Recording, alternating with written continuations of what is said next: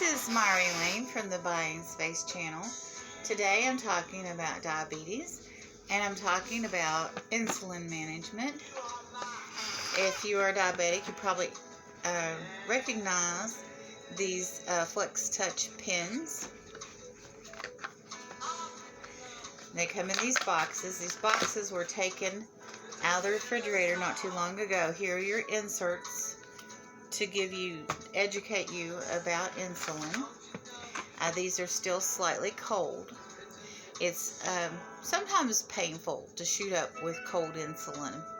So what you do is you take a box out, a weekly supply or 2-week supply out of the box.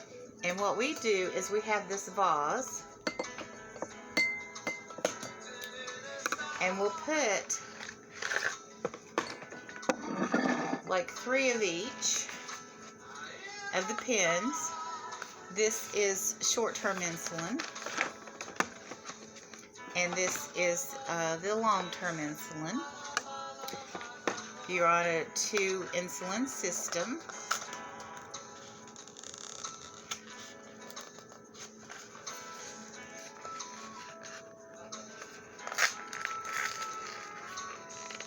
Well, sometimes this happens. You destroy a box. Most of the time, these boxes go in the trash.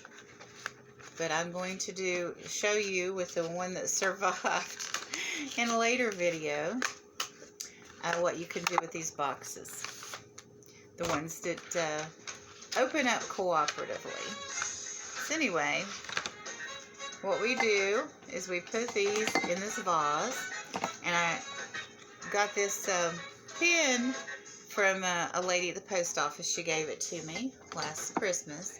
So we kind of put this in the top. So if somebody comes in our home and they see this, they don't necessarily know that this is insulin pens coming out. And it may have to be somebody that would know what it is and would look hard. So we just have this kind of sitting around, and if the person in my household that uses these pens needs one, they just come and pull one out. And it's not cold, but it's not long enough in this vase that it goes bad. Now, if your insulin turns milky, check the expiration date. Know your expiration date anyway. Now, if you're traveling, one of the things you can do is use one of these boxes. Going away for a week. Now, they make fancy cloth travel kits for your diabetes if you want to spend the money. If you don't travel a lot, you can count out. You could use this for up to 4 pens or just 1 pen, and then you put your pen needles down in the side, and they're protected. Now, this temporary sharps container over here is an old medicine bottle.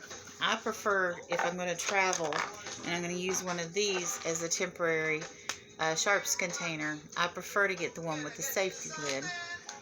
But this is the very, very top pin needle part. Now, if you notice down in the bottom, there's the original cover and the pin needle cover too. I'll cover that in another video on how to do that, because your true diabetic waste is really just your needles and your test strip with your blood. The other little things on your pin needle,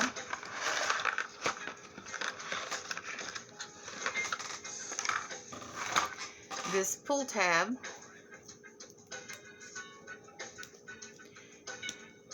this outer covering,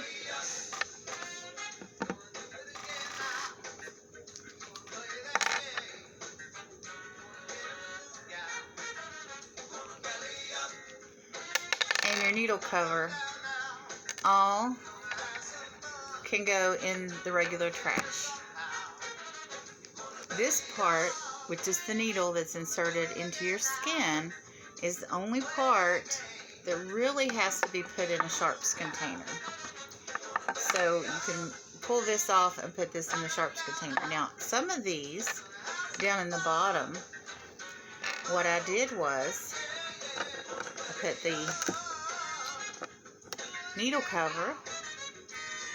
Let me see if I can do this with my glasses this far away.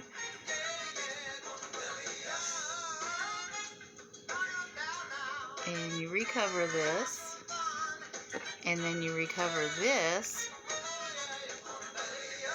and you can put it down in a sharps container this way. It takes up more room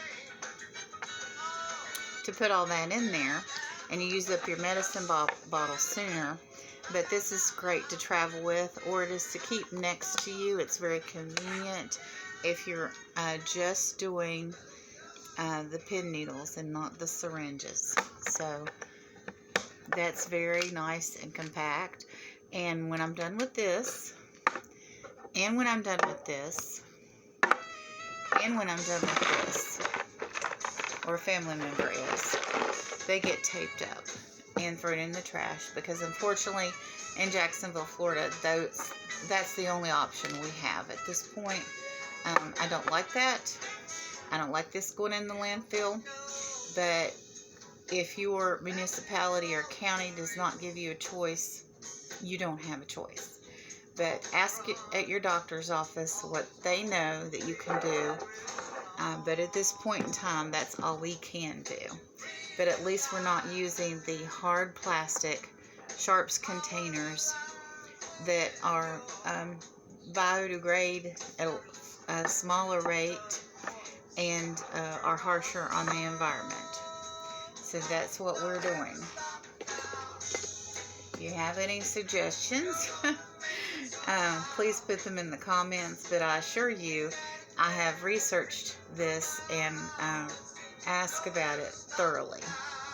And it varies a great deal depending upon your location.